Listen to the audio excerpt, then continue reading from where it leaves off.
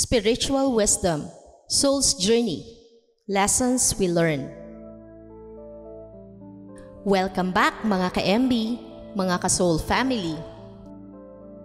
Napapansin niyo siguro, bakit palaging mahirap ang buhay? Kailangan puspusang kumayod upang makasurvive tayo. Kung hindi kikilos, paano na lang mabubuhay at mabibigyan ng ginhawa ang sarili at mga mahal sa buhay? Nakakapagod, nakakalungkot, ngunit kailangan tayong maging matatag. Ang mga pagsubok na ito ay may malalim na dahilan kung bakit nagaganap sa ating buhay.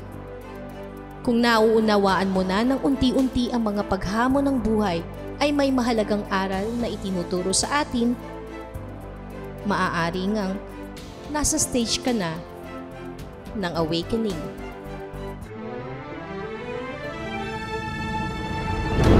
Sa ating mundo, ang lahat ng buhay ay patuloy lang sa paglalakbay.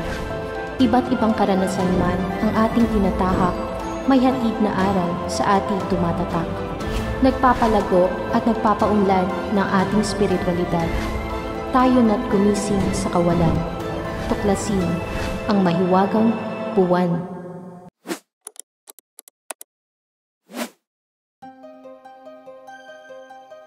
Madami na din akong topic tungkol sa awakening journey, mga challenges, at kung bakit natin ito pinagdaraanan.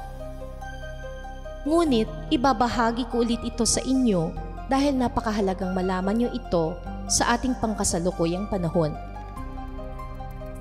Sa dami ng ating dinaranas sa buhay, napapatanong tayo palagi, bakit nga ba nangyayari ito sa akin?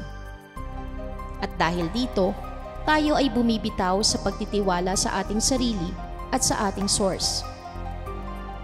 Nawawalan na din tayo ng gana upang gawin ang nagpapasaya sa ating puso. At madalas na tayong nag-iisip, gumawa ng panlilinlang, panlalamang, at pananakit sa iba upang tayo ay makasurvive sa mundo, sa ating sariling kapakanan. At nakakalimot na tayong maging totoo sa ating sarili. Ngunit sa kabila ng lahat ng paghihirap, pagdurusa at paglaban sa buhay, ang puso natin ay palaging nagpaparamdam, tumatapik sa ating kaisipan upang magising at mamulat sa katotohanan ng buhay. Narito ang ilang bagay na dapat mong malaman sa iyong paglalakbay. Number 1. Ang paggising o pagkamulat ay unti-unting proseso. Hindi mo kailangang malaman ang lahat agad-agad. Ang bawat isa ay may kanya-kanyang oras ng paggising o pagkamulat. Huwag mong ikumpara ang iyong journey sa iba. Ang mahalaga ay patuloy kang bukas at handang matuto sa bawat hakbang. Number 2. Matatagpuan ang liwanag kahit sa kadiliman. Kapag tayo nasa gitna ng lungkot, gulo o pagkalito, madalas doon nagsisimula ang malalim na pagbabago.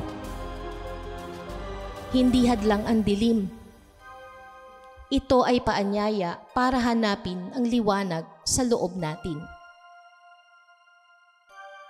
Number 3.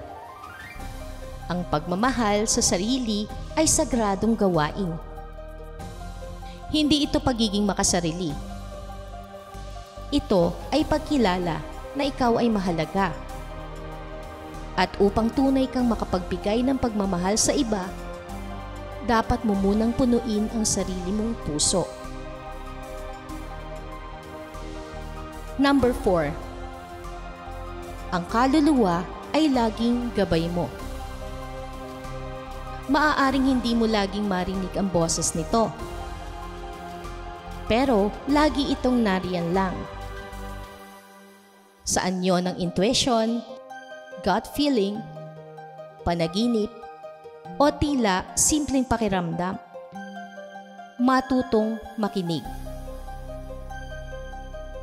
Number 5. Ang kapayapaan ay hindi hinahanap sa labas. Maaaring tahimik ang paligid pero magulo ang loob. Ang tunay na kapayapaan ay dumarating kapag natutunan mong tanggapin ang sarili, ang iba, at ang daloy ng buhay. Number 6. Magtiwala sa mas mataas na plano. Kapag tila wala ng direksyon ang lahat, alalahanin mong may plano para sa iyo ang universe. Isang mas mataas at mas malawak na pananaw kaysa sa kayang abutin ng isip mo ngayon. Manalig ka lang. Number 7. Ikaw ay co-creator ng iyong realidad. Hindi ka biktima ng buhay. Isa kang makapangyarihang nilalang na may kakayahang lumikha. Sa pamamagitan ng iyong intention, paniniwala, at pagkilos, nababago mo ang daloy ng iyong kapalaran. Kung nakakonect ka sa mga aral na ito, huwag kalimutang i-like ang video, mag-comment ng paborito mong insight, at i-share ito sa taong sa tingin mo nangangailangan ng inspirasyon. Tandaan, magkaiba man ang ating landas, iisa ang ating layunin: ang umuwi sa sarili nating liwanag. So, yun na lamang po muna. Peace, love, and light. Thanks for watching.